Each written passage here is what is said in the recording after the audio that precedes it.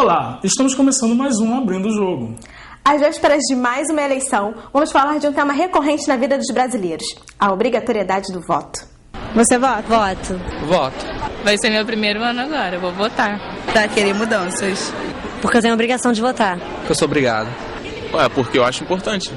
Porque eu tenho que exercer o meu papel de cidadã, não é? Votar é um exercício de cidadania e é a maneira mais eficiente e popular.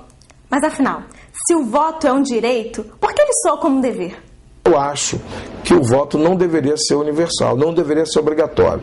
O voto é um direito que a pessoa tem. Se é um direito, eu não posso ser obrigado a votar. Não sei se aqui eu tenho dúvidas pessoais de que se nós, brasileiros, estaríamos preparados para o voto facultativo, que seria o correto. O voto obrigatório não é uma exclusividade do Brasil. Países como França, Argentina, México, Bélgica, Portugal e Austrália também o adotam. Por muito tempo, os brasileiros, sob regime da censura, tiveram o direito de votar negado.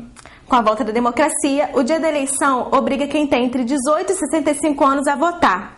Obrigatoriedade pra lá de controvérsia. Se não fosse obrigatório votar, você votaria mesmo assim? Não. Dependendo dos candidatos, sim. Acho que não. Eu votaria, sim.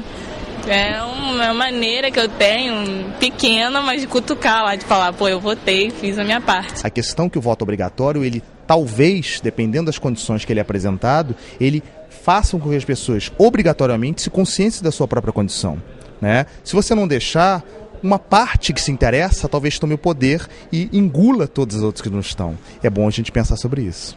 A primeira eleição direta do novo período democrático brasileiro ocorreu em 1989. Eram 22 candidatos e Fernando Collor de Mello foi eleito presidente ao vencer Luiz Inácio Lula da Silva no segundo turno. O índice de abstenções no Brasil vem caindo nos últimos anos, mas é provável que uma quantidade significativa de brasileiros não compareça às urnas nas eleições de 2010. Nesse caso, é preciso justificar a ausência e o cidadão deverá pagar uma multa. As implicações são na área profissional, principalmente, mas até mesmo fazer concurso ou mesmo prestar, se ele quer algumas outras atividades como mestrado e tal, alguns exigem essa condição de kits com a condição eleitoral, com a situação eleitoral. Todos os jovens, a partir dos 16 anos, já podem votar. Entretanto, até os 18, esse voto não é considerado obrigatório. E o jovem não precisa sequer justificar sua ausência nas eleições. O jovem hoje tem uma série de preocupações: emprego, escola, ENAD, ENEM, uma série de questões que tem que ser colocadas na vida dele. Mais um que é o voto? Ou seja, o voto é fundamental, até para esses projetos que eles precisam pensar. Então, o que cabe é a escola, a universidade, as famílias, a mídia, fazer com que a política e a boa política, a organização política se torne um elemento da discussão central. E aí, talvez, a gente, ao longo do tempo, ao longo do processo, a gente consiga fazer com que esse jovem se posicione e acabe gostando e vendo a importância. Mesmo que alguns, isso vai acontecer sempre, eventualmente não gostem do voto. Eu acho importante votar, mas muitas vezes eu vou porque é obrigatório. Eu não sei se eu iria se fosse obrigatório, não. Eu sou a favor.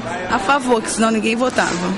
Eu sou contra. Contra. Porque tem gente que não pode votar ou então não consegue por motivos maiores. O Abrindo o Jogo fica por aqui. E lembre-se, antes de votar, não custa nada pesquisar e conhecer um pouco mais sobre os atuais candidatos. Vote consciente. Tchau, até a próxima.